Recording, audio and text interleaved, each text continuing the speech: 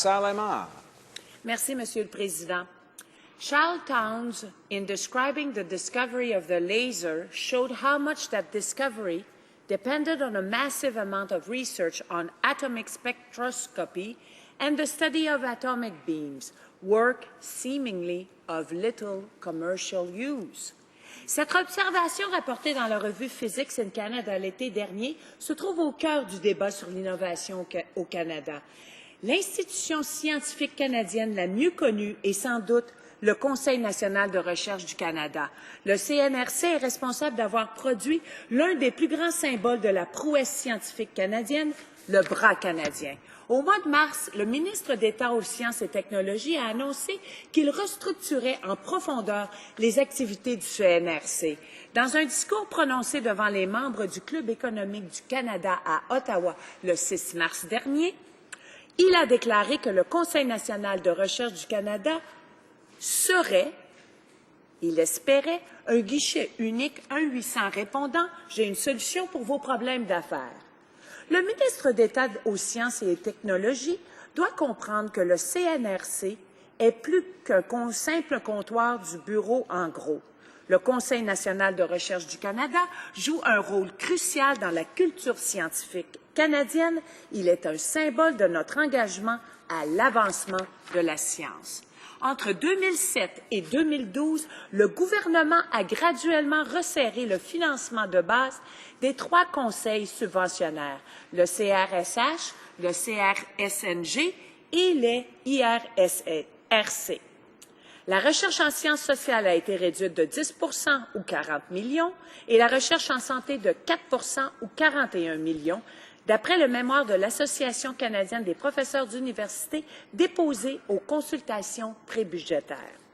Les coupures à la recherche scientifique fondamentale laissent nos chercheurs canadiens avec de moins en moins d'argent pour poursuivre les recherches qui seraient susceptibles de contribuer à des percées en physique, en chimie ou en biologie.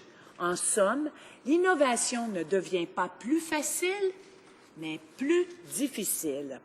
À terme, le sous-financement de la recherche menace l'envergure globale de notre communauté scientifique, c'est-à-dire qu'elle serait trop petite, cela réduirait nos chances d'innover. La deuxième conséquence serait de menacer les transferts technologiques eux-mêmes entre les universités et le secteur privé.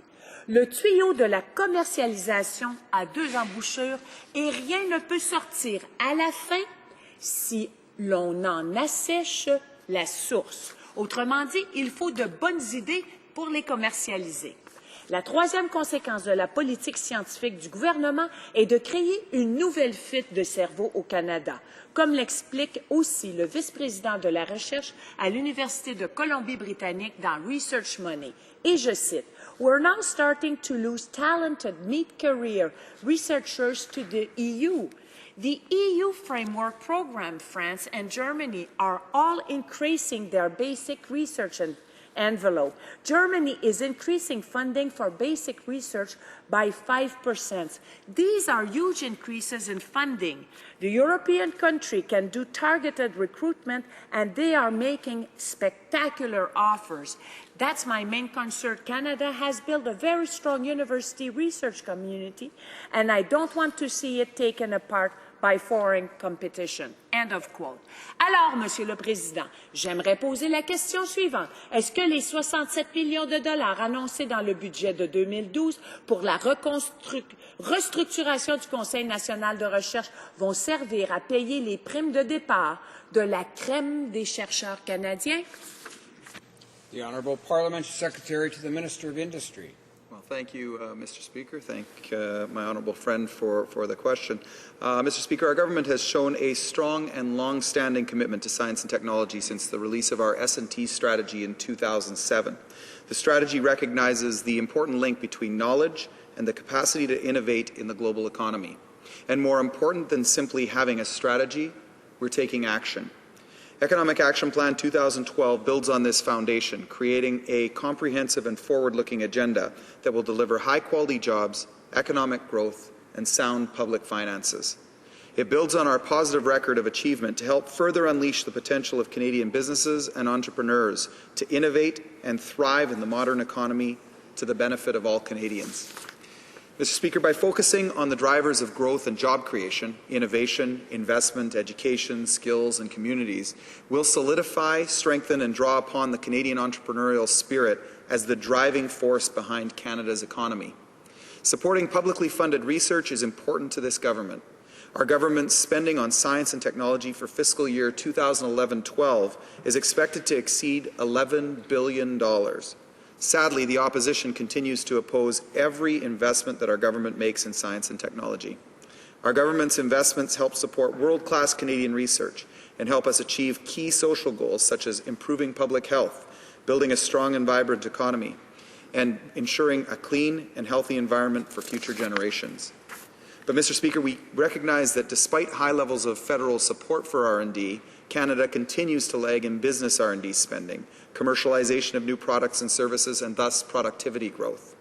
That's why we asked an independent panel led by Mr. Tom Jenkins to review federal investments in business R&D and provide advice on optimizing this support. Through its response to elements of the Jenkins panel report, Budget 2012 also announced a new approach to innovation that will more actively support business-led initiatives to better meet private sector needs. In particular, we'll transform the National Research Council, or NRC, to refocus its efforts towards business-driven, industry-relevant applied research that will help Canadian businesses develop innovative products and services.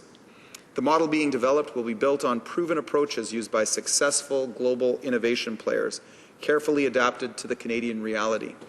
In addition, Economic Action Plan 2012 invests an additional $110 million a year to the Industrial Research Assistance Program, or IRAP, to better support R&D by small and medium-sized companies. Mr. Speaker, through these and other measures, we've taken action because we are committed to creating an environment where Canadian ideas and innovations can be turned into new marketable, competitive, and beneficial products that result in jobs, growth, and prosperity for all Canadians in the years ahead. La députée de La Salle-Aymar.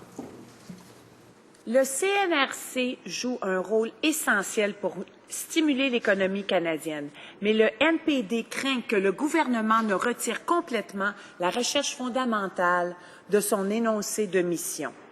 S'il n'y a pas d'idées nouvelles pour alimenter le tuyau de l'innovation, il n'y aura pas non plus de nouveaux ordinateurs ou BlackBerry à commercialiser et le Canada traînera la patte derrière des pays comme l'Allemagne qui investissent massivement en recherche fondamentale.